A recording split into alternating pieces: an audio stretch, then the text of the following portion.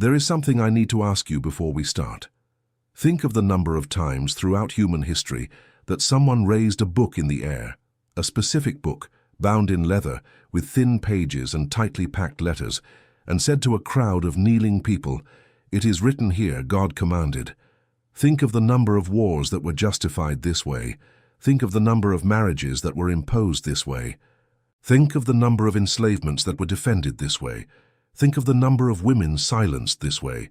Think of the number of peoples invaded, colonized, forcibly converted this way.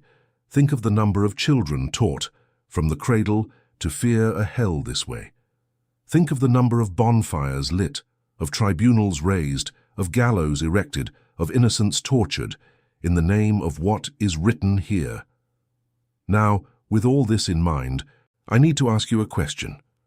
And I need you to take a deep breath before answering, because the answer, if honest, will stir something within you. What if, in some of those instances, not all, but some, what was written there was not written by God? What if instead it was written by some man in some time with some interest, and later placed in the book by other men with similar interests, until all of this was delivered to the people wrapped in divine gift paper? Stop. Don't move forward yet. Let that question settle, because if that question doesn't bother you, it's because you haven't yet understood its weight. And if it does bother you, it's because you are ready for what comes next. This question, this seemingly simple, almost childish question, was the question that a man decided to confront head-on nearly 400 years ago in a rainy city in the Netherlands. And for having faced this question directly, he was cursed by his own, cut off from his family, expelled from his community, forbidden to be even mentioned by those who had loved him. The name of this man was Baruch de Spinoza, and I will tell you his story, but I won't tell you the way textbooks do. Dryly, filled with dates, filled with philosophical terminology that distances more than it brings closer. No, I will tell you as someone who shares a family secret kept for generations, as someone who lights a candle beside you and says, "Look, I need to show you something that might change the way you see the world. Do you want to see? If you want to see, stay with me. To understand Baruch de Spinoza, we need to go back before him. We need to go back to a smell of smoke. Imagine the Iberian Peninsula at the end of the 15th century, Portugal and Spain, two rising powers, two fervent Catholic crowns, two courts where kings and queens knelt before inquisitors to ensure, they said, the purity of faith in the kingdom. In 1492, the same year Columbus set sail for what would later be called the New World, the Catholic monarchs of Spain, Ferdinand and Isabella, signed a decree. This decree gave the Jews of the kingdom an ultimatum: either convert to Catholicism or leave the country in 4 months, abandoning everything: homes, lands, books, memories, cemeteries with their grandparents buried. Hundreds of thousands of people were forced to choose. Some chose exile. They went to North Africa, to Italy, to the Netherlands, to the Ottoman Empire, where, curiously, they found more religious tolerance than in any European Christian kingdom. Others chose conversion. They were baptized, began attending Mass, learned to make the sign of the cross with trembling fingers. But many of these converts, in the silence of their homes, continued practicing Judaism. They lit candles secretly on Fridays. They whispered the prayers their grandmothers had taught them. They kept, like a sacred treasure, fragments of an identity that the royal decree could not extirpate. They were called New Christians or Marranos, a word of uncertain origin, used derogatorily as if they were pigs. They lived doubly. On the outside, Catholics; on the inside, Jews. And the Inquisition knew this. The Inquisition, that institution we now associate with darkness, torture, and fire, had a very specific job: to hunt exactly these people, the Marranos, the Judaizers, those who maintained the old faith beneath the new skin. And the Inquisition did this work with a systematic cruelty that would shock any modern mind. Neighbors denounced neighbors in exchange for fragments of the accused's properties. Children were torn from their parents. Women were tortured with instruments designed specifically to cause pain without leaving visible marks. Confessions were extracted through fear. And at the end of the trials, there was the auto da fe, that public ceremony where the condemned paraded in yellow tunics marked with flames, and a portion of them, those deemed incorrigible, were burned alive in public squares while crowds watched. Portugal, following the Spanish example, established its own inquisition a few years later, and it was in Portugal during the 16th century that things became especially harsh for the new Christians. Entire generations lived under this fear. Entire generations learned to whisper instead of speak, to extinguish the Saturday candles when someone knocked at the door, to train their children from a young age to lie about the practices in the house. Spinoza's family came from this painful web. His great-grandparents, grandparents, some aunts and uncles had lived this dual existence in Portugal, and at some point in the late 16th or early 17th century, the family, like so many others, decided that it could no longer endure, that the fear was too great, that life in Portugal had become impossible. And so they did what many had done before them. They gathered what they could, boarded ships, crossed the North Sea, and disembarked at the port of Amsterdam, a strange and cold city where they said it was possible, for the first time in centuries, to live as a Jew without fear. And it was true, to a certain extent it was true. Amsterdam in the early 17th century was a unique phenomenon in Europe. It was the commercial capital of a newly formed republic, the Netherlands, which had fought for decades to free itself from Catholic Spanish rule. The Calvinist Protestant Dutch, having suffered religious oppression themselves, had developed, contrary to what one might expect, a relatively advanced pragmatic tolerance for the time. It was not perfect tolerance. It was not the full religious freedom we know today. But it was, by European standards, something extraordinary. Jews could live there. They could build synagogues, they could maintain their own schools, they could trade, they could, finally, breathe. The Portuguese Jews arriving in Amsterdam were called the Portuguese nation. They formed a cohesive community, rich in culture, economically active. They brought with them, as an invisible treasure, everything they had managed to preserve from Iberian Judaism, in addition to the scholarship inherited from the golden age of the Middle Ages in Sepharad, that coexistence between Jews, Christians and Muslims in Spain before the persecution, which had produced philosophers, doctors, astronomers, poets of extraordinary quality, and they also brought the trauma, the collective trauma of 3, 4, 5 generations of systematic persecution. This trauma, it is important to understand, was not just a painful past, it was a living presence. Everyone in that community knew specific stories. They had a great-uncle who had died in the bonfire in Lisbon. They had a cousin who had been dragged into the dungeons of the Inquisition and never returned. They had heard, from the mouths of their parents or grandparents, detailed accounts of those times.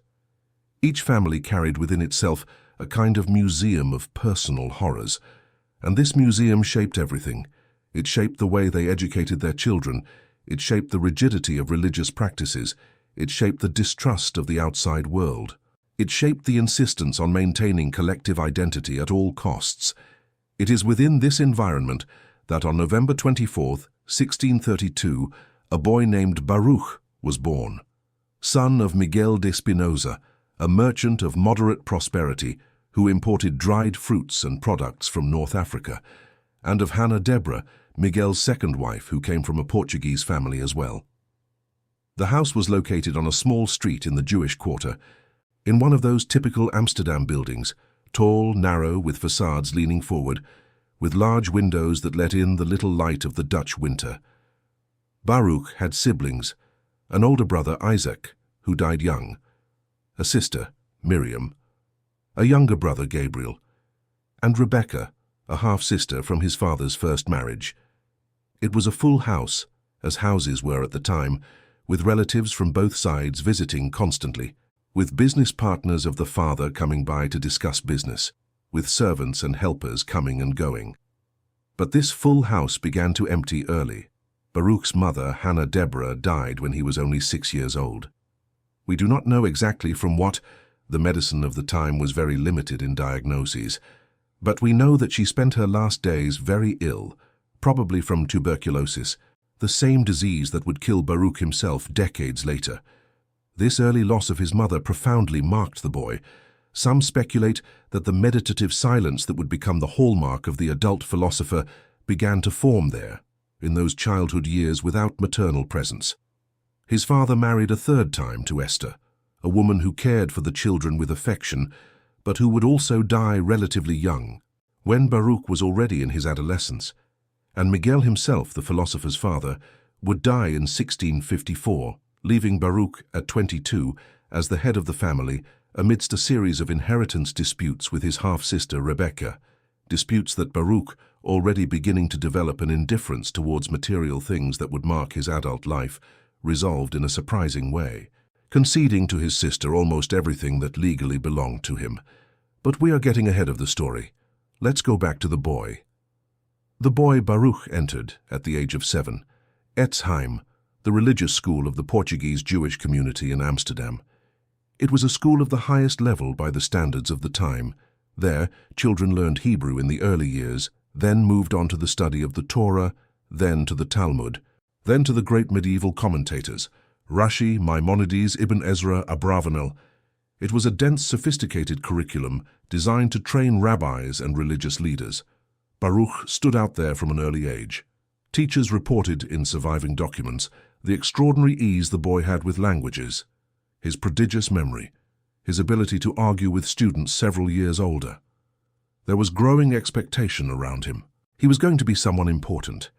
He was going to be, the masters said, one of the great intellectuals of the community, perhaps of the generation. But the masters, in those early years, still did not realize what was silently germinating in the mind of that stellar student. They did not yet realize that, along with the brilliant ability to absorb the material, the capacity to question the material was also growing, secretly, patiently, relentlessly. Because little Baruch, already at 8, 9, 10 years old, reading the texts with that unusual gaze that the teachers admired, noticed things, and he mentally noted those things, kept them to himself, compared them with other things, ruminated silently while the other students merely absorbed, and at some point he began to perceive something disturbing. He noticed that the masters, when he asked certain specific questions, changed the subject. He noticed that some obvious contradictions in the texts were simply not addressed in class. He noticed that there was a kind of tacit consensus, a silent agreement, not to go to certain places in the sacred text with excessive attention. And he realized, with an intuition far superior to his age, that this agreement had a reason. The reason was fear, not fear of the teachers individually. It was a much greater fear, a much older fear, a collective fear inherited from the Iberian bonfires, from the Inquisitions, from millennia of persecution, a fear that said, if we start pulling this thread, everything will collapse. Little Baruch began to understand this fear, and he began to wonder whether this fear was justified or not, and whether it was possible, somewhere, at some moment, for a human mind to simply pull the thread with all possible respect, with all possible seriousness, and finally see what appeared on the other side. This question kept pulsating within him. For years it pulsated, it grew, it matured, and, at a certain point in his adolescence, he began to seek answers outside the walls of his community. That's when things truly began to change. Baruch's adolescence was marked by a double intellectual life. On the outside, he continued to be the exemplary student of Exile. He participated in classes, memorized entire passages of the Talmud, discussed interpretations with his peers, gave all the external signs of being on the path everyone expected of him, the path of rabbinic scholarship. The teachers continued to praise him. The elders of the community continued to point him out as a hope, and he, with that reserved temperament that would be his hallmark throughout his life, let them believe. But inside, something completely different was happening. Inside, he had begun to walk towards intellectual territories that no one within the community knew, or if they did, considered too dangerous to explore. He had begun, among other things, to study Latin. To understand the weight of this gesture, it is necessary to remember what Latin represented in the 17th century. Latin was the universal language of European knowledge. It was the language in which university books, scientific debates, philosophical works, and correspondence between scholars from different countries were published. But Latin was also, for the Portuguese Jews of Amsterdam, a language laden with painful connotations. It was the language of the Catholic Church that had persecuted their ancestors. It was the language of the inquisitors. It was the language in which the expulsion decrees, the processes against new Christians, the death sentences pronounced in autos da fe were written. Learning Latin, within that community, had a hint of cultural transgression. It was like learning the language of the historical enemy. Baruch learned it anyway. He sought out a teacher, a freethinker named Franciscus van den Enden, a former Jesuit who had become a physician, amateur playwright, bookseller, and, at heart, a kind of Dutch intellectual agitator. Van den Enden was, for young Baruch, much more than a language instructor. He was a door that led to a completely new universe. Because, while teaching the conjugation of verbs and the reading of Latin classics, Van den Enden also placed in the students' hands books that were not merely grammatical exercises. He placed Cicero, Seneca, Lucretius, the great pagan authors of antiquity, whose ideas about the universe, about nature, about morality were completely distinct from those taught by the rabbis at Etzheim. He placed Terence, whose comedies had human characters, absolutely human, with their weaknesses, their passions, their ambiguities, very different from the morally stylized types that appeared in the sacred stories. And he placed above all the modern authors, Descartes mainly, the French philosopher who, just a few decades earlier, had proposed a revolution, to accept nothing as true without first subjecting everything to the scrutiny of one's own individual reason, to doubt everything, systematically, until arriving at something that was absolutely indubitable, to reconstruct the edifice of knowledge from that foundation, with logic. Think of the impact of this on a 15, 16, 17-year-old who had grown up within a religious tradition where the word doubt was practically a sin, where the correct attitude towards the sacred texts was reverence, not investigation, where accepting was a virtue and questioning was insolence. Descartes said doubt everything, everything indeed, including the things that everyone around you considers certain, including the teachings you received from the most respectable people in your life. Doubt, and see what survives doubt. What survives, that is what deserves the name of truth. Baruch read, and reread, and let that method enter him like water enters a dry sponge. Because deep down, he had already been doing this alone since childhood. He had already been secretly doubting the easy answers given to him. Descartes merely offered him a vocabulary, a method, an intellectual dignity for what he had already been doing in the silence of his mind. And armed with this method, Baruch returned to the sacred texts of his tradition. Now with new eyes, now with new courage, now with new intellectual tools. And that's when the discoveries began to multiply. Wait. Before I continue, I need to pause for a moment and speak directly to you on the other side of the screen, because what we are doing here is not common. We are walking side by side down a road that millions of people are afraid to tread. We are opening, with our own hands, doors that have been kept closed for centuries by the religious authorities of the world. And this, even if you haven't realized it yet, is a very rare form of freedom. It is a freedom that requires companionship, because walking alone down this kind of road is exhausting. But walking in a group, walking knowing that there are other seekers on the same journey, that changes everything. So I ask you one thing. Before we move on to the next discovery, and believe me, they only get more impressive from here on out, go down to the comments and write something there. Write what has crossed your mind throughout your life when you read a verse from the Bible and felt deep down that something didn't add up. What was the verse? What was the doubt? What was the question you swallowed because you were afraid to voice it out loud? Write it there, without fear, without judgment, because others, like you, will read and will recognize themselves, and what seemed like a solitary doubt will suddenly reveal itself as a doubt shared by thousands, and that strengthens. And while you write, please subscribe to this channel. It's not just an automatic gesture. It is truly a way to build, together with me, this space of courageous seekers. Each of your subscriptions is another candle lit on this path, and I need all the candles I can gather, because the road is long, the night is dense, and there are immense truths that still need to be spoken aloud here on this channel in the coming months. subscribe, and come with me, because the best is yet to come. Well now, back to Baruch. Back to the young man who at 16, 17, 18 years old was applying the methods of modern philosophy to the sacred texts of his own tradition, and discovering things that, once discovered, could not be undiscovered.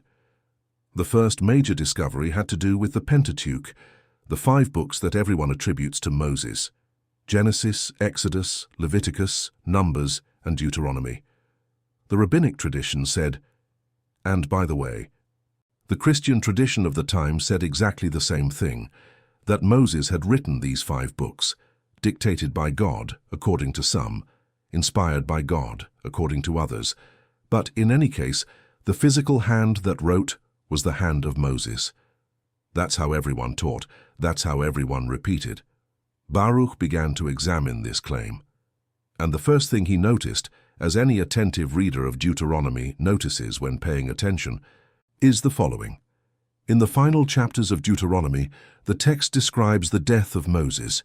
It describes how he went up to the top of a mountain, Nebo, how God showed him from there the promised land, which he would never set foot in, how Moses died up there at the age of 120, how he was buried in a valley in the land of Moab, and how the children of Israel mourned for him for 30 days.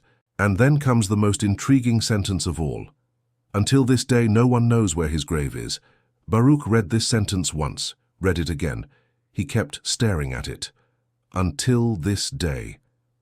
When is the day of today? If Moses is the author of the book, then the day of today can only be the day when Moses is writing. But how can Moses be writing on a day when he is dead? And how can he say that no one knows where his own grave is, when he himself has not yet been buried, since being the author he is alive while he writes? The sentence, to be coherent, must have been written by someone looking back, from a time when Moses had been dead for quite some time. Long enough for the location of the grave to have been lost in collective memory, long enough for there to be a day of today, distinct from the day when Moses died. In other words, this sentence, this specific, tiny sentence that has been there for millennia before the eyes of all readers of Deuteronomy, only makes sense if written by someone who is not Moses. And Baruch did not stop there. He began to look for other similar sentences that would only make sense if written by someone later than Moses, looking retrospectively. He found several. He found, for example, in Genesis, the expression, "At that time the Canaanites were living in the land." This sentence, examined closely, reveals much, because it assumes a temporal position of the narrator in which the Canaanites no longer live in the land. The narrator is remembering a past time when the Canaanites were still there. But in Moses' time, when the Pentateuch was supposedly written, the Canaanites were still strong and firm in that region. They were expelled much later, in the wars of the book of Joshua and the Judges, and even then incompletely. The sentence only becomes coherent if written by someone who lived at least a few centuries after Moses. He also found names of cities that did not exist in Moses' time. He found mentions of kings of Israel, at a time when Israel had no kings, only would have them later. He found expressions that suggested the author was writing within the Promised Land, looking from there to the banks of the Jordan River, when Moses himself, according to the text, died without crossing the Jordan and entering the Promised Land. Each of these discoveries was, in itself, a tremor. Together they composed an earthquake, because if Moses did not write these passages, then who wrote them? And if part of the Pentateuch is not from Moses, how far does that part go? And is there any part that is surely his? And how to distinguish, within the text, what is from Moses, if anything is, and what was added later? These questions were dizzying.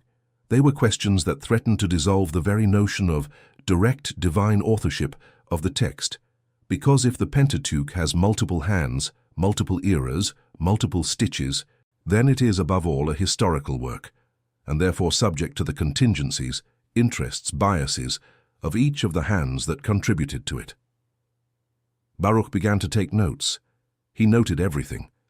In personal notebooks, in Hebrew, in Latin, sometimes in Portuguese, in the tight and precise handwriting that would be his mark for life. And little by little, he began to talk about these notes with some close friends with a temperament similar to his, Curious young people, some of Jewish descent like him, others of Christian descent, some ex-Jesuits like Van den Enden himself, some cultured merchants, some doctors, some booksellers. And that's when the buzz began to spread. A discreet buzz at first, a rumor. The young Spinoza is saying strange things about the Torah. The young Spinoza is questioning who wrote the sacred books. The young Spinoza is claiming that the soul is not immortal, and that the biblical God is much smaller than the true God. This buzz, silent, discreet, but persistent, began to reach the ears of the elders of the community. And the elders, as I told you, were traumatized men who lived in permanent fear of anything that could shake the fragile Dutch tolerance. When they heard the buzz, the initial reaction was to try to ignore it. Just a young man's thing, it will pass. Then they tried to correct it. They called Baruch for private talks, they reprimanded, they advised, they asked him to return to being the obedient student he had been. It didn't work. And then the tone began to change. The tone began to change first through family pressure. Miguel, the father, still alive at that time, was called to talk with the community leaders. Imagine the scene: a respected merchant, already elderly, tired, having lost a wife, having lost an older son, being summoned to hear from the most respected in the synagogue that his middle son, the brightest, the most promising, the great hope of the family, was saying dangerous things. Things that could, if not contained, bring disaster upon the entire community. Miguel came home that day, probably with his shoulders lower than when he left. He sat down with Baruch in a conversation that must have been painful for both. He pleaded. He begged, perhaps. He reminded his son of the trauma of their ancestors. He recalled the blood that had been shed in Portugal so that this family could finally breathe in freedom. He asked, in the name of all that Baruch moderate his words, that he keep his doubts, if he had doubts, at home, that he not put at risk the fragile peace they had achieved. Baruch listened, in silence as always, and he probably promised to try. He probably backed off a bit for his father's sake in the following months, spoke less, kept his notes more, circulated less among the free-thinking friends. But thought once set in motion does not retreat. It can slow down, it can hide, but it does not disappear. And Baruch, in the silence of his own rooms, continued to read, to note, to refine his conclusions. He continued to correspond by letter with thinkers scattered throughout the Netherlands. He continued, slowly and silently, to build the intellectual edifice that, years later, would become his mature work. Then, in 1654, the father died. The death of the father was a watershed moment for Baruch, first, due to the mourning, second, for a very concrete practical reason. Baruch, being the oldest living male child, inherited the responsibility for the family business, and along with the responsibility, he also inherited a series of debts that his father had accumulated in recent years. Things were not going well financially. There were creditors, there were pending issues. Baruch now had, at 22 years old, the obligation to manage all of this, reconciling it with mourning, with inheritance conflicts with his half-sister, and with his own intellectual vocation that only continued to grow. He tried. For some time he divided himself between commerce and studies. For some time he attended the offices, dispatched goods, dealt with lawyers, discussed values with relatives. But it became clear to himself that that life was not his, that there was a greater vocation calling, that the books and the notes demanded more from him than the account books of commerce. And then he did something that, for the mentality of that community of merchants, was almost inconceivable. He renounced the larger part of the inheritance in favor of his half-sister Rebecca, keeping very little, just enough to avoid immediate poverty. He closed the family business, gradually detached himself from the commercial life of the community, and, freed from that weight, he dedicated himself entirely to thought. It was exactly during this period, between 1654 and 1656, that his ideas reached a degree of maturity and clarity that began to be simply impossible to hide. Baruch began to formulate theses, no longer just scattered doubts, but theses, positive assertions about what he considered to be the truth. And the theses were explosive. Among them, the human soul is not immortal. at least not in the popular sense that both Jews and Christians imagine. God is not a person, a subject, a being that has will, emotions, and specific intentions like ours. God is something much greater, much more vast, almost identical to the totality of nature and its laws. The Bible is a historical document, written by many men in many eras, and should be read with the same criteria with which other ancient documents are read. Miracles, understood as violations of natural laws, do not happen, because natural laws are an expression of God himself, and God does not violate himself.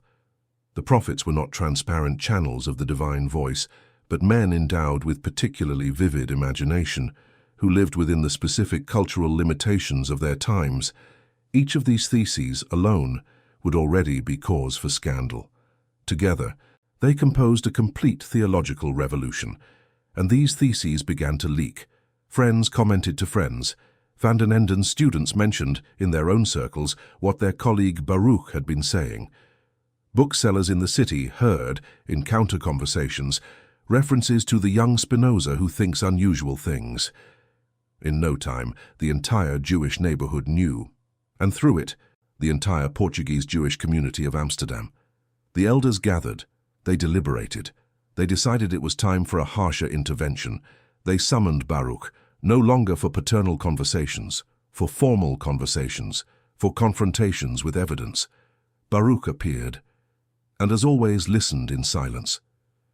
But this time he did not back down. He did not promise moderation. He did not feign regret. He responded calmly, logically, with precise arguments that these were his honest conclusions, which he had reached after long study, that he had the utmost respect for the tradition of his ancestors, but that he could not, in good conscience, deny what his reason showed him to be true. The elders were left speechless. They tried to argue, but Baruch had an answer for everything. He cited the very texts against them. He pointed out the contradictions in the very places they cited.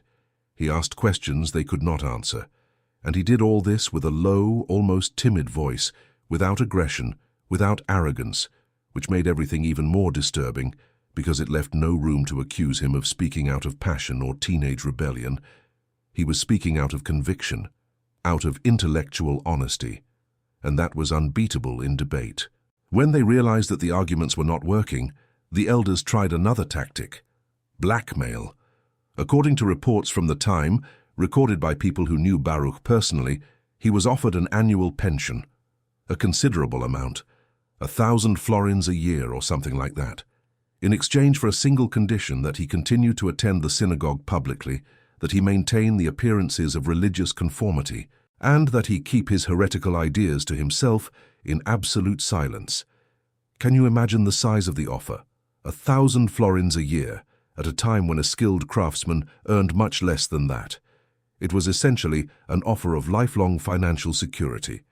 It was the offer of a comfortable, peaceful life, without material worries, in exchange only for a facade of silence. Baruch refused. He refused with the same serene calm with which he did everything else. According to reports, he responded that the offer was generous, but that he could not accept it, that his conscience did not allow him to pretend, even if pretending brought comfort, that he preferred poverty and freedom to wealth and lies. This response for the elders was like a slap in the face, not only because he rejected the offer, but because his refusal revealed, with total clarity, who they were dealing with. They were dealing with someone inflexible in the deepest sense of the word, someone who could not be bought, someone who, if forced to choose between the truth as he understood it and anything in the world, family, community, comfort, security, love, would choose the truth. Against such a person, only one alternative remained, the harshest one, and that alternative was already being prepared. But before it, an episode occurred that is one of the most impressive things in Spinoza's entire life. A few nights after the refusal of the pension, Baruch was walking down a dark street in Amsterdam, returning from a visit to friends, when he was attacked. A man, it was never exactly known who, came out of the shadows with a knife and tried to stab him in the chest. The blow was accurate, but Baruch, by reflex, slipped away at the last moment. The knife tore his coat, scratched his skin, but did not penetrate enough to cause serious injury. The attacker fled into the darkness. Baruch, somewhat dazed, returned home. Bleeding a little, but trembling, more inside than outside. He knew who had ordered that. Or at least he knew the kind of world from which it had come. He knew that, within the community, there were people who considered his ideas so dangerous, so capable of corrupting other young people, that they preferred to physically eliminate the source of the problem. He took off the torn coat, examined the cut, measured the distance between the tear and the exact spot where, if the blow had landed, the heart would have been hit. And he did something strange, something that, perhaps more than anything else, defines the kind of man he was. He kept the coat, not to show, not to prove anything to anyone. He kept it for himself, hung it on a wall in his room, and for the rest of his life kept that coat there, in view, as a permanent reminder. A reminder of what? That the truth has real enemies, who use real weapons, and that not always the enemies of the truth are bad people. Sometimes they are good, loving people, who have simply been convinced that the truth is a threat that needs to be destroyed, so that everyone can continue living in peace. That coat, that invisible scar, that memory, would stay with him forever. And the elders of the synagogue, realizing that neither blackmail nor perhaps even violence had been enough to contain the young heretic, made the final decision. They would call an assembly. They would prepare a formal document. They would pronounce before the entire congregation the heaviest of curses from the Jewish tradition. The date set was July 27, 1656. Baruch was 23 years and 8 months old, and what happened that afternoon entered history as one of the most impressive and most tragic moments of Western thought. The morning of July 27, 1656, dawned with that kind of overcast sky that is common in the summer of Amsterdam. It wasn't exactly raining, but there was a heavy humidity in the air coming from the North Sea that made clothes stick to the skin and hair become unruly. Baruch woke up early. According to biographers, he had known for a few days what would happen that afternoon. The news had spread through the circles of his community. The elders would pronounce the cherem against him, the solemn curse, the total excommunication. Baruch would not go to the synagogue that afternoon. He was not obliged to go. The cherem could be pronounced in his absence. He would spend the day at his home or at a close friend's house, or, as many men would do in moments of acute crisis, walking along the banks of the canals, listening only to the sound of his own footsteps. We have no direct records of how he spent those last hours as an official member of the Jewish community of Amsterdam. We have only silence, the same deep, almost sacred silence that marked so many decisive moments of his life. Meanwhile, at the Talmud Torah synagogue, preparations were being made. The synagogue was located on Houtgracht, a wide street in the Jewish neighborhood. It was a relatively new building, modest on the outside but carefully preserved on the inside, where hundreds of worshippers gathered for weekly services. That afternoon, however, it was not a common service. It was something much rarer. A cherem of the highest degree, called shamatah, was a rare event, reserved for the most serious cases of heresy or moral transgression. The elders had prepared the document carefully. There was a standard text used on similar occasions, with ritual phrases inherited from ancient traditions. But in this specific case, there were also additions, words specially chosen to describe the gravity of what Baruch had done, references to the abominable heresies he had taught and practiced, mentions of the fact that he had refused all opportunities for repentance that had been offered to him. The document was reviewed and approved by the main leaders, the so-called Parnassim, the council that governed the community. It was copied onto parchment, probably in formal handwriting. It was sealed and rolled up. It waited for the afternoon.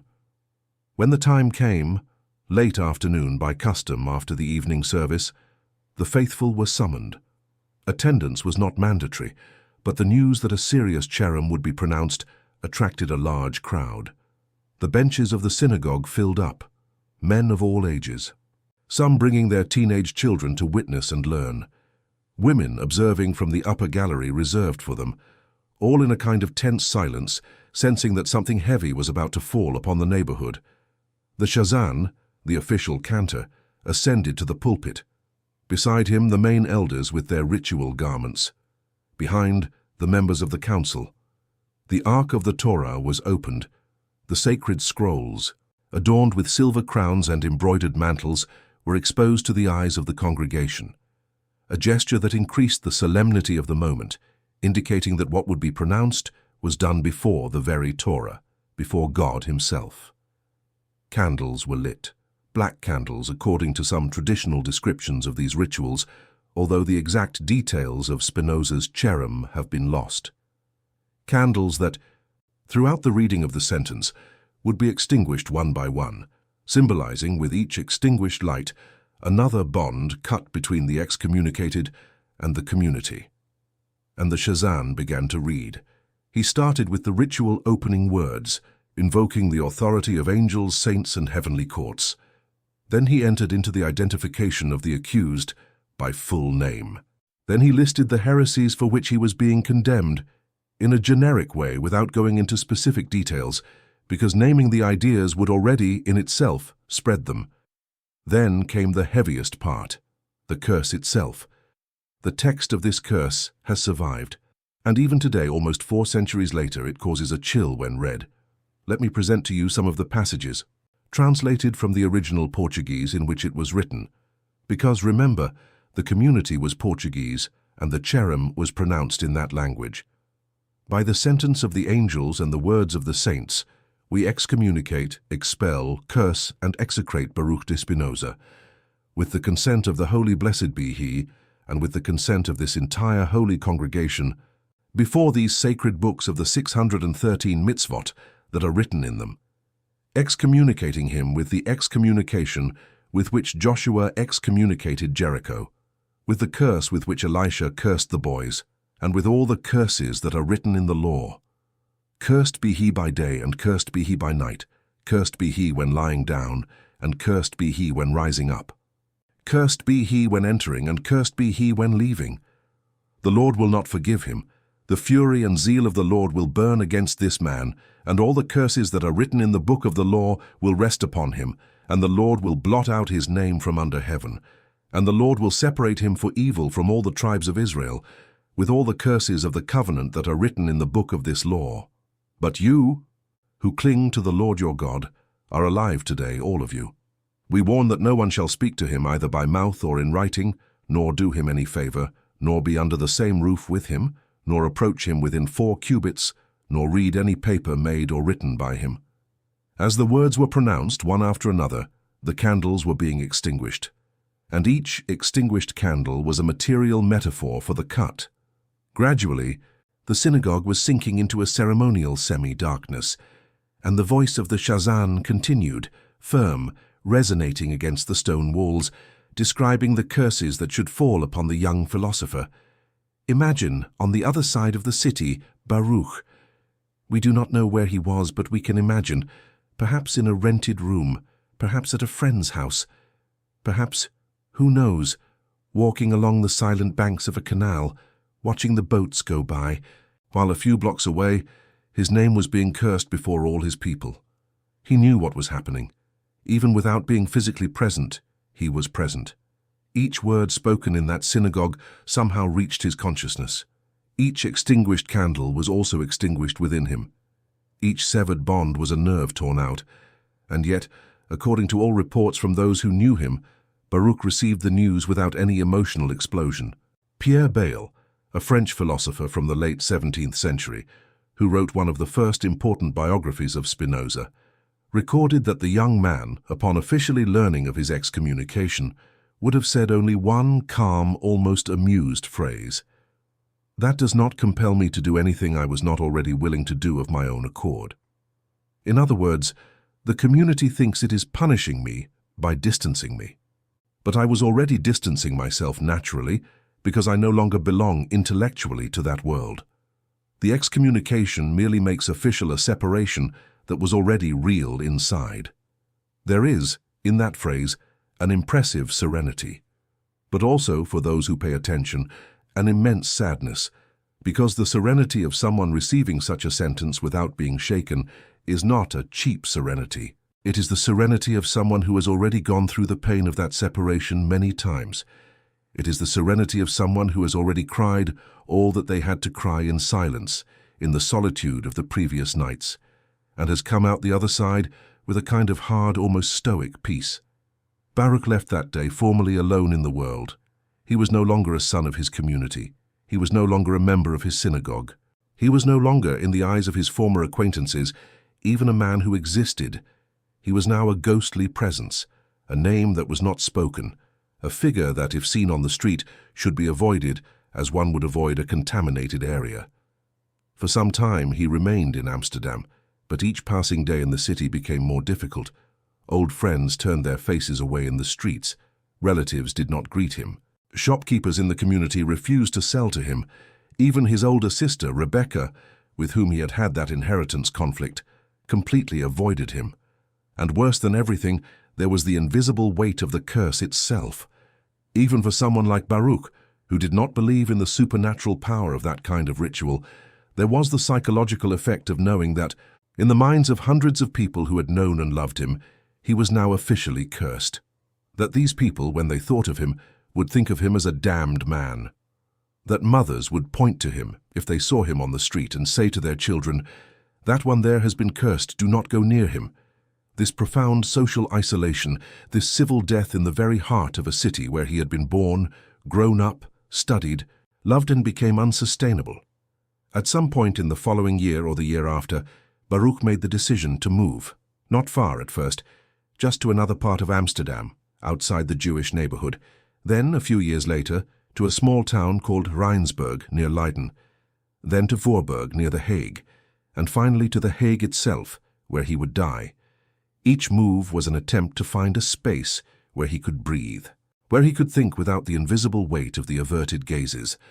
And in each of those places, he did one thing that would become a hallmark of his adult life. He sought manual work, something that would give his hands enough to sustain life and leave his mind free for the rest of the time. He chose, as mentioned before, lens polishing. He learned the art of polishing optical lenses during this transitional period. Over time, he became one of the best lens craftsmen in the Netherlands, to the point that his lenses were sought after by famous scientists and astronomers from the continent. Leibniz, the great German philosopher, ordered lenses from him. Other thinkers did as well. The lenses were his bread, philosophy was his soul, and interestingly, this trade, making lenses for those who want to see better, became a perfect metaphor for his intellectual life, because that was exactly what he was doing with his writing as well. He was polishing lenses, intellectual lenses, lenses through which people could look at sacred texts, at the true God, at life itself, with a clarity they had not had before. Lenses that showed things that bare eyes could not see, and it was in this quiet move to a new city, in a modest rental of a simple room, amidst the fine dust of glass that gradually poisoned his lungs, that Baruch de Spinoza began to truly write the work of his life. The first official destination, outside of Amsterdam, was Rijnsburg. Rijnsburg was, and still is for the most part, a quiet little town in the Dutch countryside, a few kilometers from Leiden, the great university city of the province. It was a place of windmills, of cows grazing in green pastures, of smaller canals cutting through the flat landscape. A place where almost nothing happened, and that was precisely what Baruch wanted. Almost nothing happening, because inside his head, a lot was happening, and he needed external silence to give space to the internal intensity. The room rental in Rijnsburg was in the house of a family belonging to a small religious movement called the Collegiant. The Collegiant were dissenting Christians, a kind of radical branch of Dutch Protestantism, who had broken away from the official churches for considering them too institutionalized, too authoritarian, too far removed from the original spirit of primitive Christianity. They rejected clergy, rejected formal creeds, rejected hierarchies. They gathered in small groups, studied the Bible among themselves without pastors, prayed together, and tried to live a simple and personal faith.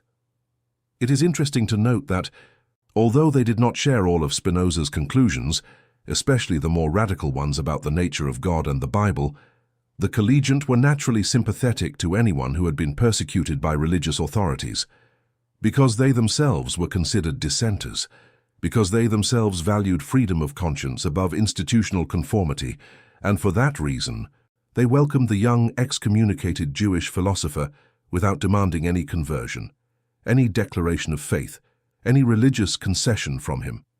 They simply rented him a room, served him meals, talked with him in the evenings, around the wooden table, about the scriptures, about God, about the simple and honest life they were trying to lead.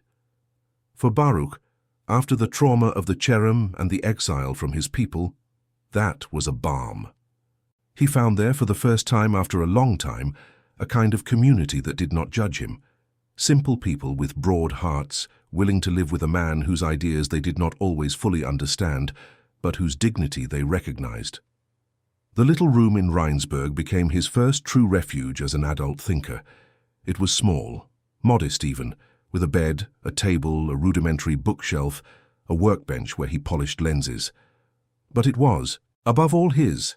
There no one cursed him, no one spied on him, no one came to correct him, and it was in that room that the complete philosophical work of Spinoza began to be born, in the form of drafts, treatises, letters, and notebooks. The first thing he wrote after settling in was a brief treatise, short, concise, almost didactic, entitled Brief Treatise on God, Man, and His Well-Being. It was a kind of initial version of what, many years later, would become the Ethics, his masterpiece. In this brief treatise, almost all the great ideas that would mark the rest of his thought appear, still in embryonic form. The identification between God and nature already appears, that which in Latin he would later call Deus sive natura, God, or rather nature. The thesis that God is not a being apart from the universe, who created it as a craftsman creates an object external to himself, but that God is the universe itself, seen in its infinite totality, in its fundamental substance, in its eternal laws. Everything that exists is, in this sense, a direct manifestation of the divine essence. The stone is God manifesting as stone. The bird is God manifesting as bird. You and I are God manifesting as thinking, feeling human beings, living this specific life. This idea, which at the time seemed heretical and earned him the epithet of atheist from his enemies, is today, for many thinkers, one of the most profound and respectful views of God that has ever been formulated, because it does not diminish God by confining him within the limits of a book or a dogma. It does not reduce God to an anthropomorphic figure with a white beard and a throne in heaven. On the contrary, it expands God to the absolute totality of being, to genuine infinity, to that which cannot be circumscribed by any human doctrine. But back to the room in Rheinsberg. In addition to the brief treatise, Baruch also began there the first drafts of the Ethics, a monumental work that would take him almost 20 years to complete, and which he would only allow to be published after his own death for fear of public reaction. The Ethics is written in an absolutely unique style, unparalleled in the history of philosophy. The style of geometry treatises. It begins with definitions, moves to axioms, then states propositions, demonstrating each one with the rigor of a mathematical proof. It is an attempt to prove the great truths about God, about nature, about the human soul, about passions, about freedom, with the same precision with which Euclid proved theorems about triangles. Why this style? Because Baruch believed that if truth is one, if the universe is a coherent, rational system, then it should be possible, in principle, to demonstrate philosophical truths with the same rigor with which we demonstrate mathematical truths, and he wanted to offer this demonstration to his future readers.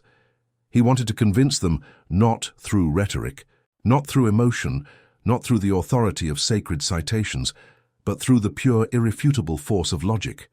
It was an almost superhuman project, and he dedicated himself to it with years of patience, redoing, revising, refining each demonstration, until it was, in his eyes, perfectly solid. As the Ethics slowly progressed, Baruch also worked on another work, this one with a more immediate, urgent, and controversial character. A work specifically dedicated to the question of the Bible. a work that would systematically gather all the discoveries he had made over the years about the human nature of the sacred text.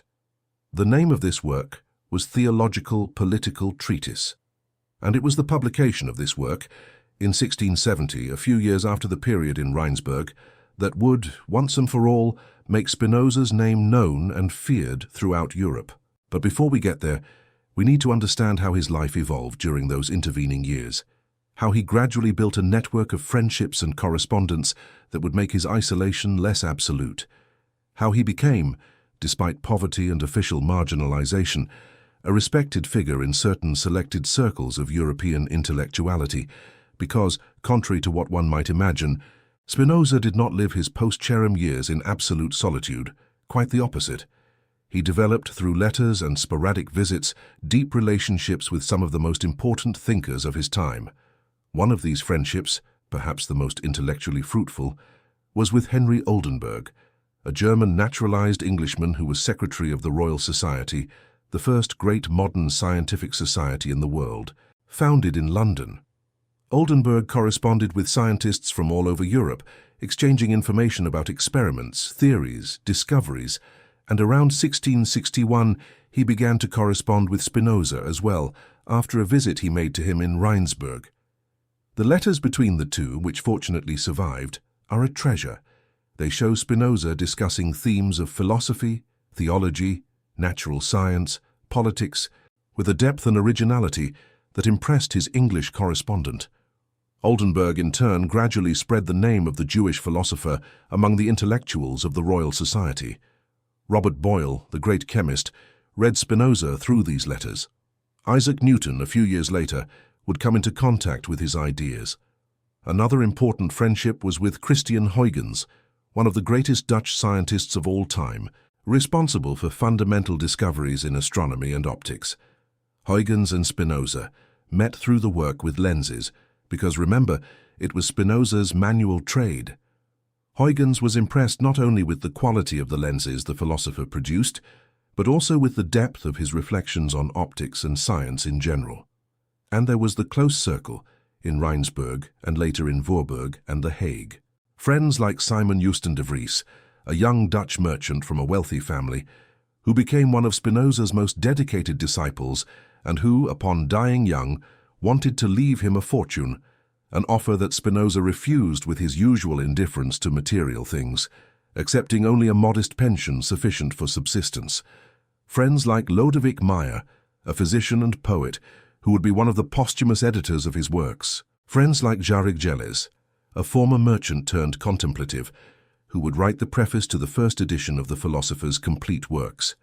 These friends were few, they were chosen, they were deeply loyal, and they were, during the following years, the network that sustained that man who had been officially cut off from the world, both emotionally and intellectually.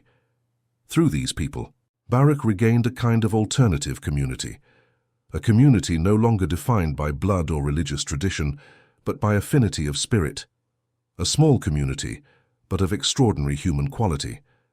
And it was within this community that he slowly matured the ideas that would, when published, shake the foundations of the European religious order. Among these ideas, and we now arrive at the heart of our story, were the discoveries he had made about the human origin of the Bible, discoveries that would later become the center of the Theological Political Treatise, and through it, the center of the entire European debate about the nature of the scriptures in the following centuries. These discoveries deserved systematic treatment. The first and most famous of Spinoza's discoveries about the Bible concerns the Pentateuch. We touched on the subject briefly before. Now we will delve into it with the detail it deserves. The Pentateuch, or Torah in the Jewish tradition, consists of the first 5 books of the Bible: Genesis, Exodus, Leviticus, Numbers, and Deuteronomy. For millennia, tradition attributed the authorship of these books to Moses. The belief was so ancient, so universal, so unanimous, that questioning it seemed at first glance as absurd as questioning whether the sun rises in the east. Moses had written the 5 books. Period. End of discussion.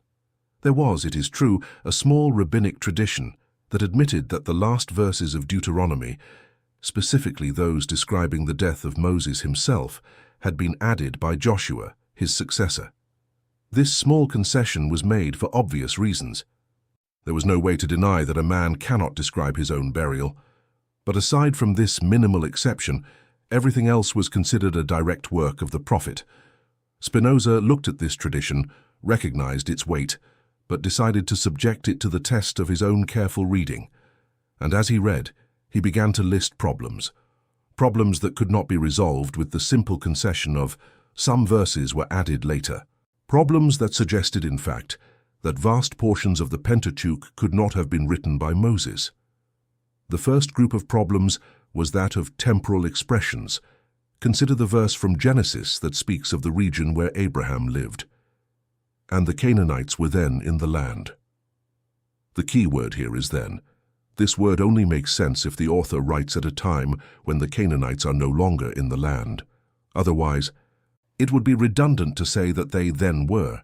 It would suffice to say that they are. But at the time of Moses, the Canaanites were still firmly established in the region. They were only partially expelled centuries later, during Joshua's conquests and subsequent wars. So this sentence, in its grammatical structure, reveals an author looking back from a later moment. Consider also another passage from Genesis that describes the city of Dan. The text says that Abraham pursued enemies to Dan. The fact is that at the time of Abraham, and also at the time of Moses, this city did not exist by that name. It was called Laish, or Leshem, and was only renamed Dan after being conquered by the tribe of Dan, centuries later, in a period narrated in the book of Judges. So the mention of Dan in Genesis can only have been made by someone writing at a time when the city had already received this new name. That is, centuries after the supposed time of writing by Moses. Consider the famous passage from Deuteronomy that mentions the kings of Edom. Before there was a king in Israel. This phrase is important. It presupposes that, at the moment the author writes, Israel already has kings. But Israel only began to have kings long after Moses' death. First Saul, then David, then Solomon, and so on. The phrase, therefore, only makes sense if written in a period when the Israelite monarchy was already established, which happened centuries after Moses. Each of these observations alone is small, but Spinoza accumulated them. He listed dozens of them. He showed that the fabric of the Pentateuch is full of linguistic devices that discreetly reveal a later author. The second group of problems was that of geographical references. The Pentateuch is full of mentions of places, cities, mountains, rivers, borders, and many of these mentions only make geographical and political sense if written by someone who already lived in the Promised Land, looking at it from within. Moses, according to the text itself, died on Mount Nebo in Transjordan without ever crossing the Jordan River. He never set foot in the Promised Land, so when the text describes certain passages with a geographical perspective that is clearly that of someone who is inside Canaan, looking from there, those passages cannot be from Moses. They are from a later author who lived within the land. There was also a famous reference to the other side of the Jordan. This expression appears in several places in the Pentateuch, and the problem is, the other side implies a position of the author. If the author is on this side of the river, then the other side is that one. However, several of these mentions only make sense if the author is writing from within Canaan, for whom the other side is Transjordan. But Moses wrote, if he had written, from Transjordan. So the other side for him would be Canaan. The inversion reveals the temporal displacement. Details, you might think. Details. But, when added up, too many details to be ignored. The third group of problems was that of internal contradictions. Spinoza catalogued dozens of passages in which the Pentateuch contradicts itself. And these were not minor contradictions that could be attributed to the author's distraction. They were structural contradictions. The creation of the world, for example, is narrated twice in Genesis. In the first narrative, chapter 1, God creates the animals first, then humans, man and woman together from the dust at the same moment. In the second narrative, chapter 2, God creates the man first, then the animals, and only afterwards, last, the woman, made from a rib of the man. The two narratives are incompatible in terms of sequence and even manner. A unique creation made by a single source, would not have this dual version. But a text that is a collage of two different traditions sewn together later would have exactly that. The flood is another classic example. The text, when read carefully, reveals that there are two intertwined narratives of the flood. In one, God, called Yahweh, commands Noah to take 7 pairs of each clean animal. In the other, God, called Elohim, commands him to take only 1 pair of each. In one, the rain lasts 40 days. In the other, the waters last 150 days. In one, Noah releases a raven. In the other, he releases a dove.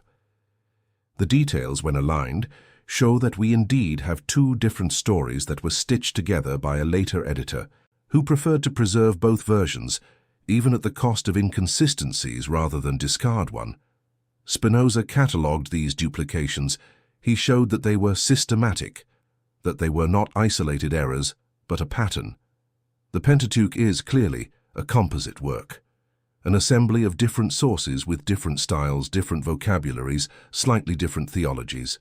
The fourth group of problems was the reference to Moses himself. The Pentateuch in several places speaks of Moses in the third person, describing his deeds, his intimate thoughts, his private conversations with God.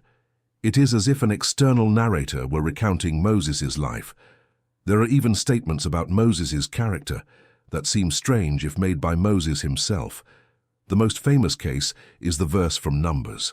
Moses was the most humble man on the face of the earth. Reading it in isolation, this phrase seems like a simple commendation. But imagine Moses himself in a fit of self-awareness, writing about himself. By the way, I am the most humble man on the face of the earth. It is absurd. No truly humble man would write that about himself. The phrase only makes sense if written by another, in a tone of praise, after the prophet's death. And finally, there was the fifth group of problems, the narrative of Moses' death and burial. The final chapters of Deuteronomy describe Moses ascending Mount Nebo, contemplating the promised land he would never set foot in, dying there, being buried in a valley, and being mourned by the children of Israel for 30 days. The narrative is detailed, poetic, moving, and absolutely impossible to have been written by Moses himself, even if he had been a prophet of the highest order. The rabbinic tradition tried to circumvent this problem by saying that Joshua must have added the last verses, but Spinoza argued that this solution was insufficient, because if Joshua had to add the narrative of the death, he might have added other things as well, and once this door is opened, it is impossible to know where Mosaic authorship ends and later authorship begins, which, in practice, means that the authority of the hand of Moses over the text becomes completely relativized. In light of all this accumulation of evidence, temporal, geographical, narrative, internal contradictions, Spinoza reached a conclusion that, for his time, was absolutely revolutionary. The Pentateuch was not written by Moses. It was composed much later, probably by an editor or compiler who worked from diverse sources, some perhaps dating back to ancient traditions about Moses, others more recent, others even later than the Babylonian exile. The editor gathered these sources, tried to stitch everything into a single narrative, and presented the result to the religious community of his time as if it were the work of Moses himself, an attribution that, by the force of tradition and devotion, was accepted without question for many centuries. Who could this editor have been? Spinoza, with the caution that characterized him, did not want to assert with absolute certainty. But he ventured a hypothesis. The most likely candidate, given the historical and literary evidence, would be Ezra, the scribe who, according to the Old Testament itself, returned from the Babylonian exile to Jerusalem in the 5th century BC and reorganized the religious life of the people. Ezra would have then compiled and edited the Pentateuch in the form we know, which, mathematically, would place the final editing of the Pentateuch almost 1,000 years after the supposed time of Moses. This conclusion, today, astonishingly, accepted in broad terms by practically all academic biblical criticism worldwide, including Catholic and Protestant, was in the 17th century a theological atomic bomb. Spinoza knew this. He knew that when these conclusions were published, they would cause an earthquake. For this reason, He delayed publication for years, ruminated over each argument, consulted a few very select friends before taking it to press. But the day would come, and when it did, the consequences were everything he had predicted, and in some aspects, even more than he had anticipated. Before we reach the publication of the theological political treatise itself, it is necessary to say something about the method that Spinoza proposed to deal with the entire set of sacred texts, not just the Pentateuch, because the discoveries he made about the authorship of Moses were not an isolated point. They were, in fact, just the most glaring example of a much larger problem. And this larger problem needed a broader method to be faced. The method that Spinoza formulated is today known among scholars as the historical critical method. That is, a method of reading sacred texts that treats them as historical documents, subjecting them to the same rigorous criteria we apply to any other ancient text. This method has several specific requirements. The first is that of dating. Every text comes from a time. So, when reading any biblical passage, the first question is, when approximately was this passage written? Not the traditional attribution, which may be false, as we have seen, but the actual date reconstructed from the internal clues of the text itself, the vocabulary used, the political events mentioned, the geographical references, the parallels with other literatures of the same period. Each passage of the Bible, thus studied, reveals a specific historical context that will illuminate its meaning. The second requirement is that of authorship. Who wrote it? If it was not who tradition says, then who was it? Sometimes we can identify the author with reasonable certainty. Sometimes we can only say partial things. For example, it was someone from the priestly school of Jerusalem, or it was someone writing in the name of the house of David, or it was someone from the circle of the prophets of the exile. Authorship needs to be investigated, not presumed. The third requirement is that of purpose. Every text is written with a purpose. What was it? To comfort an exiled people? To legitimize the power of a dynasty? To warn against certain religious practices? To defend the temple against competing cults? The purpose of a text profoundly shapes what it says and how it says it. The fourth requirement is that of linguistic context. The Bible was written in ancient languages, Hebrew, Aramaic, Greek, and these languages changed over the centuries. Words had different meanings in different times. Idiomatic expressions now lost may have dominated the meaning of certain passages. Reading the Bible seriously, therefore, implies a patient study of the original languages in all their historical layers. The fifth requirement is that of transmission. The text we have today reached us through a long chain of manuscript copies. Each copy involved a human copyist, subject to errors, interferences, and corrections made in good faith. We need, therefore, to compare the different manuscripts that have survived, identify the variants, and try to reconstruct the text as close to the original as possible. Spinoza formulated each of these requirements with a clarity that for his time was absolutely pioneering. 4 centuries later, they are the basic alphabet of any serious course in biblical criticism. But in 1670, they were explosive ideas, and they were explosive for a simple reason. By demanding that the Bible be read with these criteria, Spinoza was automatically removing from it the status of unique sacred text above any human analysis.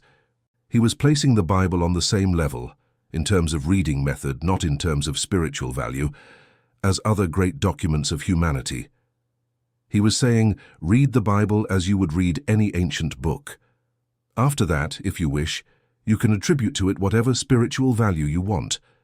But first, read honestly. And the consequence of this honest reading, he knew, would inevitably be the same as the one he himself had reached. A deep awareness that the sacred text is, to a large extent, a human document, with all the marks of humanity, the beauties, the limitations, the prejudices of the time, the political constructions, the evolutions of doctrine over the centuries. This does not nullify for Spinoza the value of the Bible. On the contrary, the Bible remains an extraordinary treasure of moral wisdom, religious experience, literary beauty, human introspection before the divine. But it is a human treasure, made by humans for humans within the human conditions of time and space. And paradoxically, and this is one of Spinoza's most beautiful intuitions, recognizing the human nature of the Bible does not diminish God. On the contrary, it liberates him, because the true God, the infinite God, the God who is the very substance of the universe, this God does not need any book to exist or to be known. He is present everywhere, all the time, in every particle of reality. The Bible is just one of the many forms, important but limited, by which human beings have tried, throughout history, to express their experience of this God. Reducing God to the Bible would be like reducing the ocean to a small glass of water. Recognizing the Bible as a human testimony about God, rather than as the literal voice of God, is in fact a way of honoring the greater God who cannot be contained in any book. This distinction between the real God and human representations of God is the heart of Spinoza's religious philosophy, and it is a deeply liberating distinction. It frees the believer from the burden of having to defend every word, every statement, every biblical narrative as if it were literally true. It frees the believer from having to deny the discoveries of science when they contradict biblical passages. It frees the believer from having to entangle themselves in theological contortions to reconcile internal contradictions of the text. The Spinozan believer can look at the Bible with affection, with respect, with historical reverence, and at the same time, with freedom. They can say, "This book is one of humanity's great treasures, but my faith does not depend on its literalness. My faith depends on my direct experience of the divine nature, which is everywhere, and which no book could ever exhaust." This is a position that today many modern believers, Catholics, Protestants, Jews, Muslims, have adopted consciously or unconsciously. It is the basic position of so-called liberal theology, which dominates much of the theology faculties in the Western world. It is the position that implicitly underlies the way most educated believers today read the Scriptures, with respect, but without the literal fundamentalism that until 2 or 3 centuries ago was almost universal. And this position essentially began with Spinoza, with the man who, in his 30s, in a rented room in the house of Dutch collegians, polishing lenses during the day to eat, wrote at night, by candlelight, with a goose quill, the pages that would change the world. Now, with all this in place, the theological critical work ready, friends gathered around him, European correspondents interested in his writings, Spinoza made an important decision. He decided to publish the theological political treatise, to publish it with all the discoveries he had made about the authorship of the Bible, with all the defense of freedom of thought he had formulated, with all the criticism of the abuses of religious authority over political life. But he was not naive. He knew that if the book were published under his name, the reaction would be terrible. Imprisonment, confiscation, perhaps worse. So he made a prudent calculation. He published the book anonymously. More than that, he published it with a false indication of location and publisher on the title page. The work was released in 1670, apparently in Hamburg, by a publisher named Henricus Kunrat. Completely invented names. In reality, the book was printed in Amsterdam by the presses of Jan Ruwerts, a close friend of the philosopher and a reliable editor. This maneuver aimed to make it difficult for the authorities to investigate, should they decide to prosecute the author. The book circulated quickly. Within weeks, copies were being read in Amsterdam, The Hague, Leiden, Utrecht, and other Dutch cities. In a few months, copies crossed borders, reaching Paris, London, even Hamburg, ironically, German cities, and Italian ones. European thinkers began to speak in private correspondence about that anonymous book from Hamburg. Manuscript copies circulated when the printed ones ran out, and the reaction was immediate and extremely violent. The first reaction came from the Dutch ecclesiastical authorities. The Reformed Calvinist pastors, who dominated the official religion of the United Provinces, read the book and were appalled. It was all there. The denial of the Mosaic authorship of the Pentateuch, the relativization of miracles, the criticism of the traditional understanding of the prophets, the defense of absolute freedom of thought in religious matters. A Reformed Synod, convened in 1674, officially condemned the book and asked the civil authorities to prohibit it. The civil authorities, although historically more tolerant than the religious ones, could not ignore a book of this nature, especially at a delicate political moment when the Dutch Republic was going through an internal crisis. The government responded with a formal prohibition. The Theological political treatise was officially banned in several provinces, in successive decrees issued between 1670 and 1678. Selling the book could lead to imprisonment. Printing it could lead to confiscation of property. At the same time, printed refutations began to appear. Theologians from various affiliations, Calvinists, Lutherans, Catholics, published dense and indignant works against the anonymous treatise. None of them had the same success as the original, but all contributed to amplify the scandal, drawing even more attention to the book they intended to destroy. On the other side of the continent, the Catholic reaction was also swift.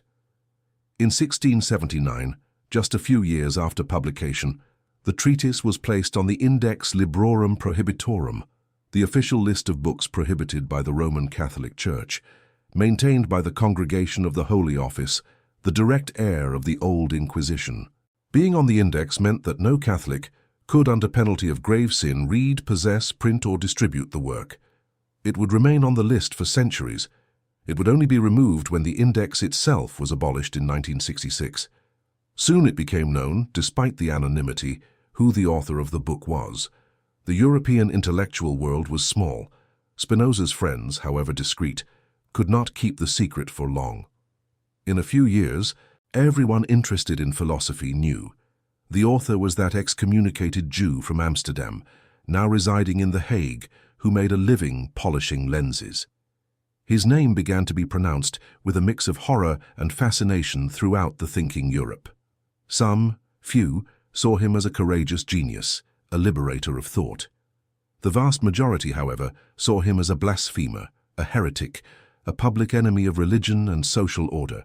Pamphlets emerged denouncing him in very harsh terms. Preachers mentioned him in sermons as an example of the worst deviations of the time. Parents warned their children against his writings. The expression that became famous was coined in German Protestant circles, a virulent atheist, or worse, the worst atheist that ever existed on the face of the earth. For decades, in fact for more than a century, the name Spinoza was, for much of cultured Europe, synonymous with radical atheism, pernicious thought, and a mortal danger to faith and society. This reputation was unjust, as we have seen. Spinoza was not an atheist in the sense that his adversaries accused him of being. He loved God. He loved with a mystical intensity that impresses those who read him carefully. But he loved a God much greater, much more vast, much more genuine than the anthropomorphic and legislator God of which his adversaries were official representatives. The adversaries, however, did not want to make fine distinctions.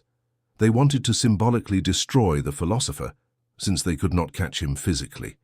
Because the United Provinces, despite everything, remained a relatively tolerant territory, and Spinoza was protected there by a network of influential friends and by the legal guarantees of the Republic. How did Spinoza react to this entire storm? With the same serenity as always. He did not publish vigorous replies. He did not go out to polemicize in the newspapers of the time.